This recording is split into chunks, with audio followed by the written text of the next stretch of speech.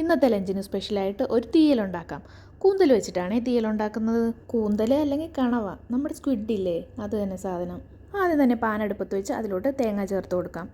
തേങ്ങ ഒന്ന് ചെറുതായിട്ട് മൂത്ത് വരുമ്പോൾ 2 കഷ്ണം വെളുത്തുള്ളി, 2 കഷ്ണം ചുവന്നുള്ളി, 1/4 ടീസ്പൂൺ ഉലുവ, 1/4 ടീസ്പൂൺ പെരിഞ്ജീരകം ഇതെല്ലാം ചേർത്തിട്ട് നന്നായിട്ടൊന്ന് വറുത്ത് കൊടുക്കാം. തീയലിന് തേങ്ങ മൂപ്പിക്കുമ്പോൾ ഗ്യാസ് നന്നായിട്ട് കുറച്ച് വെച്ചിട്ട് കൈ വിടാതെ ഇളക്കി കൊടുക്കണം, അല്ലെങ്കിൽ തേങ്ങ കരിഞ്ഞു പോകാനായിട്ട് ചാൻസ് ഉണ്ട്. തേങ്ങ നന്നായിട്ട് മൂത്ത് ഒരു ബ്രൗൺ കളറായി കഴിയുമ്പോൾ ഒരു 1/4 ടീസ്പൂൺ മഞ്ഞൾപ്പൊടി, 1.5 ടേബിൾ സ്പൂൺ മുളക് പൊടി, 1 ടേബിൾ സ്പൂൺ മല്ലിപ്പൊടിയും ചേർത്ത് നന്നായിട്ട് മിക്സ് ചെയ്ത് കൊടുക്കാം. പൊടികളുടെ എല്ലാം പച്ചമണം മാറുന്നവരെ നന്നായിട്ടൊന്ന് ഇളക്കി കൊടുക്കാം. ഈ സമയത്ത് ആവശ്യമുണ്ടെങ്കിൽ 1 ടേബിൾ സ്പൂൺ വെളിച്ചെണ്ണയും കൂടി ചേർത്ത് കൊടുക്കാം. എല്ലാം കൂടി ഒന്നും കൂടി ഇളക്കി മിക്സ് ചെയ്ത് കൊടുത്തിട്ട് തണുക്കാൻ വേണ്ടി ഒരു പ്ലേറ്റിലോട്ടൊന്ന് മാറ്റി കൊടുക്കാം. അതേസമയം ചട്ടി അടുപ്പത്ത് വെച്ച് വെളിച്ചെണ്ണ ഒഴിച്ച് ഉലുവയൊന്ന് പൊട്ടിച്ചെടുക്കാം. കറിക്ക് ആവശ്യമായിട്ടുള്ള സാധനങ്ങളെല്ലാം എടുത്തു വെച്ചിട്ടുണ്ട്. ഒരു സവാള, കുറച്ച് ചെറിയ ഉള്ളി, ഒരു തക്കാളി, 2 പച്ചമുളക്, കൂന്തൽ, പിന്നെ കുറച്ച് കറിവേപ്പിലയും.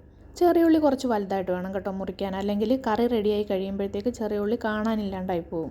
ആദ്യം തന്നെ സവാളയും ചെറിയുള്ളിയും പച്ചമുളകും ചേർത്ത് ഒന്ന് വഴറ്റി കൊടുക്കാം. ആവശ്യത്തിന് ഉപ്പ് ചേർത്ത് കൊടുക്കാം. അതെല്ലാം കൂടി ഒന്ന് വഴണ്ട് വന്നു കഴിയുമ്പോൾ കൂന്തൽ ചേർത്ത് കൊടുക്കാം. ചെറിയൊരു പുളിക്ക് വേണ്ടിയിട്ട് ഒരു ചെറിയ കഷ്ണം കുടംപുളി 2ആയിട്ട് മുറിച്ച് ചേർത്ത് കൊടുക്കാം. ആവശ്യത്തിന് വെള്ളവും കൂടി ഒഴിച്ചിട്ട് മൂടി വെച്ച് നന്നായിട്ടൊന്ന് വേവിച്ചെടുക്കാം. സ്ക്വിഡ് വേകുമ്പോൾ കുറച്ച് വെള്ളം ഇറങ്ങി വരും കേട്ടോ, അതുകൊണ്ട് വേകാനായിട്ട് വെള്ളം ഒഴിക്കുമ്പോഴത്തേക്ക് കുറച്ച് ഒഴിച്ചാൽ മതി. എല്ലാം ഒന്ന് പകുതി വെന്ത് വന്നു കഴിയുമ്പോൾ ഒരു തക്കാളി കൂടി മുറിച്ചത് ചേർത്ത് കൊടുക്കാം. ഇനി വറുത്ത് വെച്ചിരിക്കുന്ന തേങ്ങ നന്നായിട്ട് അരച്ചിട്ട് കറിയിലോട്ട് ചേർത്ത് കൊടുക്കാം. അരയ്ക്കാനായിട്ട് ഒട്ടും വെള്ളം ചേർക്കേണ്ട ആവശ്യമില്ല കേട്ടോ, തേങ്ങയിലുള്ള എണ്ണ ഇറങ്ങി വന്നിട്ട് നന്നായിട്ട് അരഞ്ഞു കിട്ടും. ഒട്ടും വെള്ളം ചേർക്കാണ്ട് അരച്ചാലാണ് കറിക്ക് നല്ലൊരു കളറും നല്ല ടേസ്റ്റും ഉണ്ടാവുള്ളൂ കേട്ടോ. അരപ്പൊക്കെ ചേർത്ത് നന്നായിട്ടൊന്ന് തിളച്ച് വന്നു കഴിയുമ്പോൾ കുറച്ച് കറിവേപ്പില കൂടി ചേർത്ത് കൊടുക്കാം. ആവശ്യമുണ്ടെങ്കിൽ ഉപ്പും കൂടി ഈ സമയത്ത് ചേർത്ത് കൊടുക്കാം. തേങ്ങാക്കൊത്തൊക്കെ ഉണ്ടെങ്കിൽ ചേർത്ത് കൊടുക്കാം. ഇനി കറി നന്നായിട്ട് തിളച്ച് വറ്റി എണ്ണ തെളിഞ്ഞു വരണം. അപ്പോൾ നമ്മുടെ കറി റെഡി ആയിട്ടുണ്ട് കേട്ടോ. അപ്പോൾ ഒരു പാത്രത്തിലോട്ട് നല്ല കുത്തരി ചോറിട്ട് കൊടുക്കാം. അതിലോട്ട് കൂന്തൽ കറി ഒഴിച്ചു കൊടുക്കാം. കോവയ്ക്ക മെഴുക്ക് വരട്ടിയതാണ് കേട്ടോ വെച്ച് കൊടുക്കുന്നത്.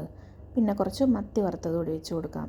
പിന്നെ കുറച്ച് തൈരും സാലഡ് കുക്കുംബറും കൂടി വെച്ച് കൊടുക്കാം.